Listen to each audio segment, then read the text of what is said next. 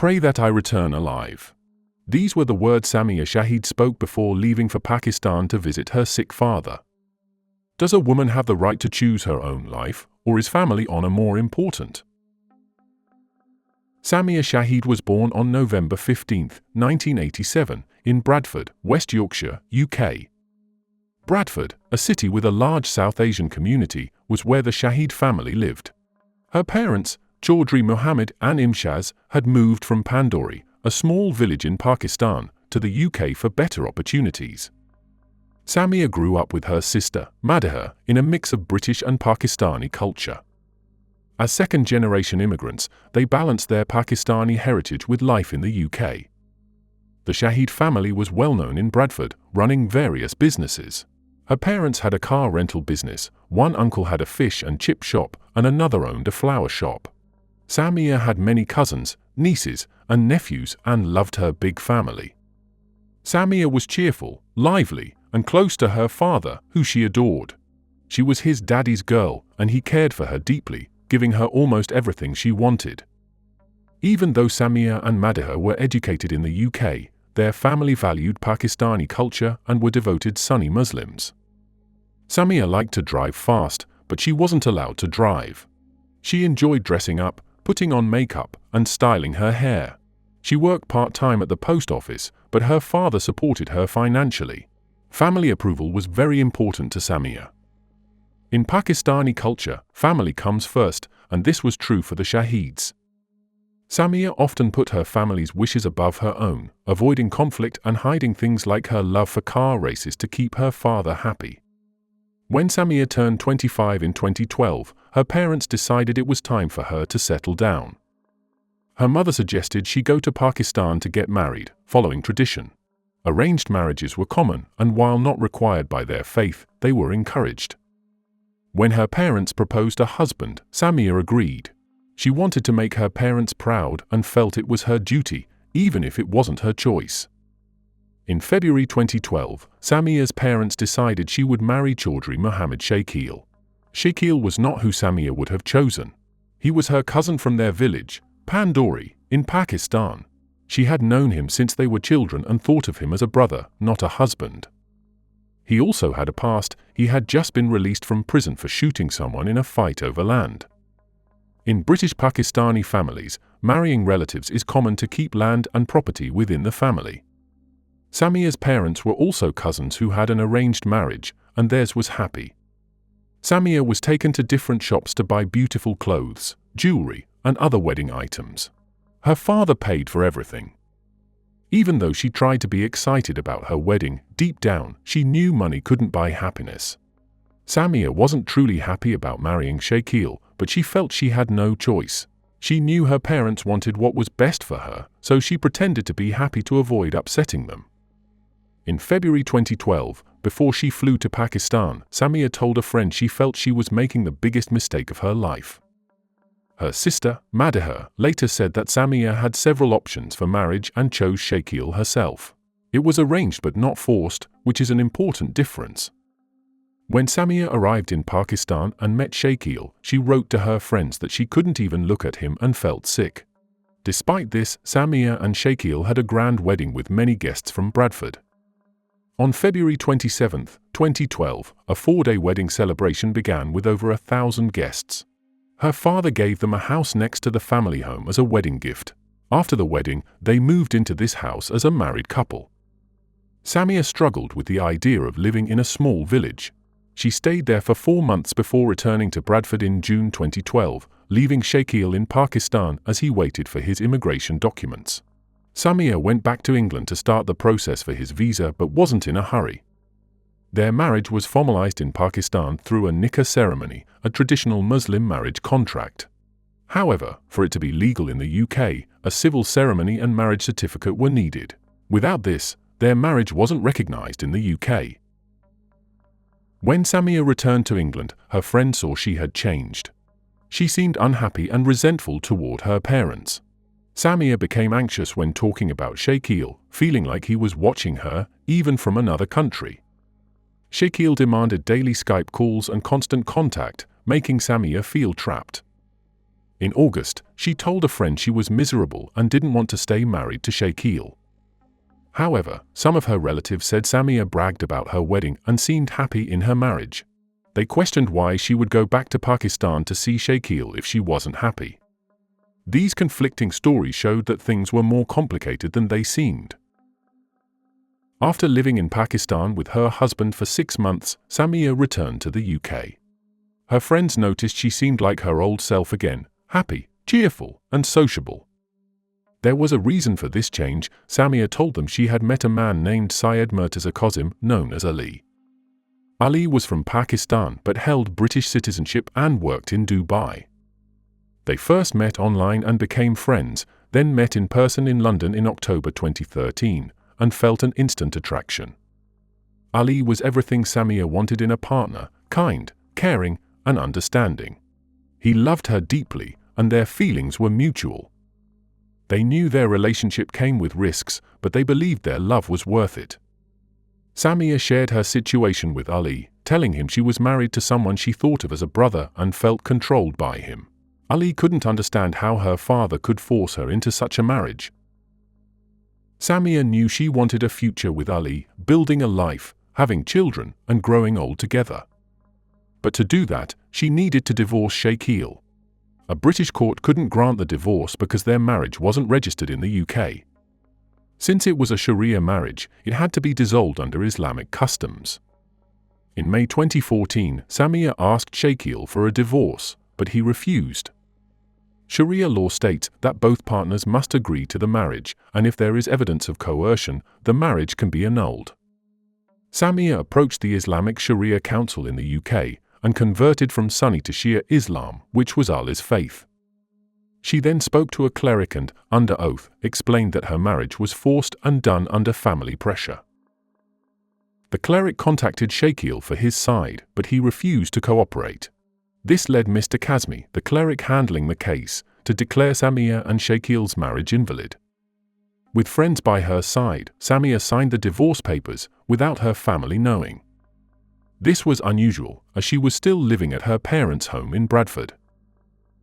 Samia and Ali soon planned their wedding. They secretly married in September 2014 in Leeds, with only a few friends helping prepare for the day. The same cleric, Mr. Kazmi, conducted their nikah ceremony. Samia felt like a princess and was glowing with happiness.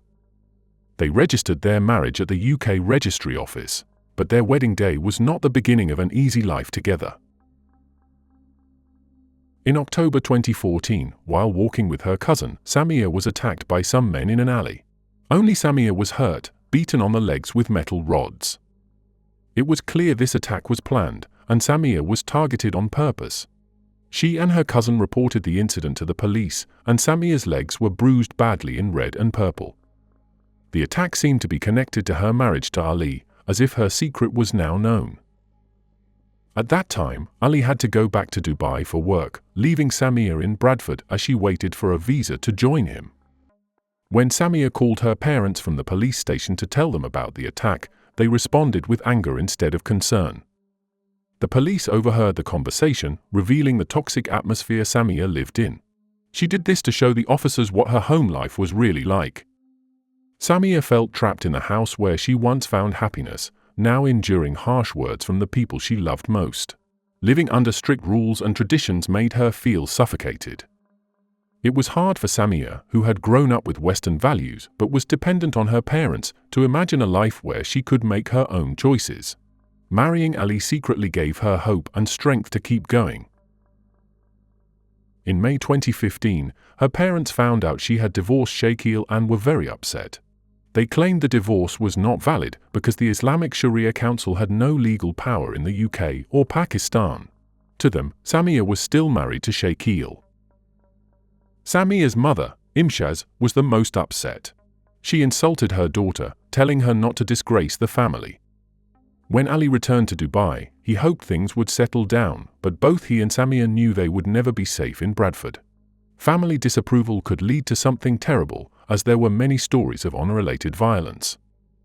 Thankfully, Samia got her visa to go to Dubai that same month. Friends helped her secretly buy a ticket and get ready. Once everything was in place, Samia flew to Ali. It was a hard decision because she loved her family, but for the first time, she chose her happiness over their wishes, hoping it would be worth it. After Samia left, her parents reported her as missing to the police. They couldn't accept that she had made her own choice. When they discovered her secret marriage to Ali, they considered it fake. They even went to Mr. Kazmi, the cleric who married them, demanding answers. The family refused to listen and claimed Samia's relationship with Ali was like adultery, believing she was still married to Shakil under Muslim law. The Shahid family even threatened Mr. Kazmi for helping Samia. He reported these threats to the police and was given safety advice. Meanwhile, Samia found happiness in Dubai. She loved her new life with Ali, driving, cooking, and sharing her joy on social media. She dreamed of becoming a mother and wanted to raise her future children as British citizens. Despite being happy in Dubai, Samia couldn't let go of her family and tried to stay connected with them. She dreamed of both worlds, living between Bradford and Dubai. She spoke with her parents often, trying to show them she just wanted to be happy. The memory of her unhappy marriage to Shakil made her want their acceptance even more. Samia longed to see her father welcome Ali, but that never happened. Her father, Chaudhry Mohammed, called Ali a fake son-in-law and asked him to leave Samia. Ali refused, insisting that Samia was his legal wife. Mohammed never accepted Ali because he was not Sunni, and their marriage was done without the family's approval. Family honor and reputation were everything. To the Shahid family and others, Samia and Ali had brought shame. In June 2016, Samia heard that Shakil's mother, her aunt, had passed away. She was heartbroken and wanted to attend the funeral, but she knew it was too dangerous. Many people, including Shakil's relatives, felt betrayed by her and believed she had shamed them. Ali advised her to stay in Dubai, and she agreed it was the safest choice. Samia's father, Mohammed, had health problems and suffered from diabetes. One day, Samia got a call from her mother and sister, Madha. They told her that while in Pakistan, their father's health had gotten much worse, and he might not have much time left. Samia couldn't bear the thought of not saying goodbye, so after thinking it over, she decided to go to Pakistan. Ali was against it and very worried, but he understood she felt she had to go, it was her father. Ali knew that if something happened to Mohammed and Samia wasn't there, she would regret it forever. Madha had already booked Samia's plane ticket, so despite his fear, Ali drove her to the airport. He told her she could still change her mind, but Samia, eager to see her family after so long, reassured him she would be fine. They said their goodbyes, and on July 14, 2016, Samia flew to Pakistan. Before boarding, she sent a friend a message, "Pray that I return alive." Samia stayed with a friend her first night in Pakistan and left her documents and return ticket there for safekeeping. During her visit, she kept in touch with Ali, letting him know she was safe and spending time with her family. On July 18, she visited her aunt's grave with her father. On July 19, Ali mentioned having a bad dream, and Samia told him to pray for her safe return to Dubai. She was set to fly back in 2 days, but on July 20, she stopped responding to messages. Ali's texts went unread, and he grew very worried. That evening, a man called the Pandori police station, distressed, reporting his daughter's death. When the police arrived, they found a woman's body at the bottom of the stairs. It was Samia. Her shoes were nearby, her handbag at her feet, and her face covered with a black scarf. Her eyes were closed, and foam was coming from her mouth. The man who called was Samia's father, Mohammed. He told the police that Samia had been living there with her husband, Shakil, and said she had fallen down the stairs and died. When the police asked Mohammed where Shakil was, he shrugged and said he didn't know. No one had seen Shakil since Samia's death. A few hours later, Samia's mother and sister arrived in Pakistan after hearing the news. An autopsy was quickly conducted, and Samia's body was handed over to her family for burial. The Shahid family buried her the same day, as Muslim customs and Sharia law encourage quick burials if there is no question about the cause of death. The police report stated there were no visible injuries, so her death was not seen as suspicious. News of Samia's death spread fast, but the stories varied. Some said she had a heart attack or asthma attack, others claimed she fell down the stairs and broke her neck. Local news outlets reported she may have taken her own life due to depression over not having children. Her family denied this. Ali got a call from Samia's cousin saying she had died of a heart attack. He couldn't believe it and thought it might be a trick to keep her in Pakistan. He immediately took a flight to be with her. When Ali realized that Samia was truly dead, he went to the Pandori police station and claimed she had been murdered. He explained how Samia had left her first husband, Shakil, and how her family was angry about it. His story changed the police's view of her death. They began to suspect it might have been an honor killing, but couldn't do much since her body had already been buried. In England, news of the mysterious death of Samia, a young British woman, caught the media's attention. Journalists reached out to her father, Mohammed, for comments. In an interview, he said Samia was happy in her marriage to Shakil and denied Ali's existence, calling him a blackmailer. Eventually, Ali got a copy of Samia's autopsy report. It showed a reddish-brown bruise around her neck, and the cause of death was listed as strangulation. Male semen was also found in her body, suggesting foul play. It was suspected that the police had been bribed to cover up the real cause of Samia Shahid's death. Ali held a press conference in Pakistan, showing photos of the bruise on Samia's neck. He wanted people to know what had happened to her and to find out who was responsible. After this, Ali needed 24-hour police protection as he began receiving death threats. In the UK, Samia's friends reached out to Bradford's Member of Parliament, Naz Shah, for help. The MP contacted the Prime Minister of Pakistan, calling Samia's death an honor killing. This pressure led Pakistani police to start a serious investigation. Naz Shah's actions had consequences. 2 people from Bradford were arrested for threatening her. 8 days after Shakil disappeared, he was found and brought in for questioning along with Samia's father, Chaudhry Mohammed. Shakil admitted he wanted to make Samia end her marriage to Ali and stay in Pakistan. He was angry that she left him and ruined his chance to move to the UK. On July 20th, he looked through Samia's belongings for her passport and return ticket but found nothing. When Samia refused to stay, Shakil pushed her onto the bed and raped her, leaving evidence that was found later. When she tried to run away, he caught her, wrapped her scarf around her neck, and strangled her. Her father denied being involved. This time, the police didn't believe the story of a happy marriage. They thought the Shahid and Shakil families were angry that Samia divorced, married someone who wasn't Sunni, and moved to Dubai. This damaged their honor. In their view, a woman choosing her own life was unthinkable and a betrayal. Investigators believed that when Samia tried to escape, she ran into her father, who gave Shakil a nod of approval as he strangled her. Mohammed held her legs, and Shakil fled afterward. Mohammed then tried to make it look like an accident. However, there was not enough evidence to prove who killed her, even though it was ruled a homicide. In September 2018, after 2 years in custody, Shakil was released on bail because his confession alone was not enough for a conviction. In 2019, he remarried a British Pakistani woman and applied for a visa to the UK, but MP Naz Shah made sure it was denied. Samia's father, Chaudhry Mohammed, was released from prison after 4 months due to insufficient evidence. He died in January 2018 from kidney failure at the age of 52. In October 2016, arrest warrants were issued for Samia's mother and sister, but they managed to return to the UK. From there, Madhur shared a different story, saying their family was not controlling and that Samia often complained about Ali taking her money and living in poor conditions in Dubai.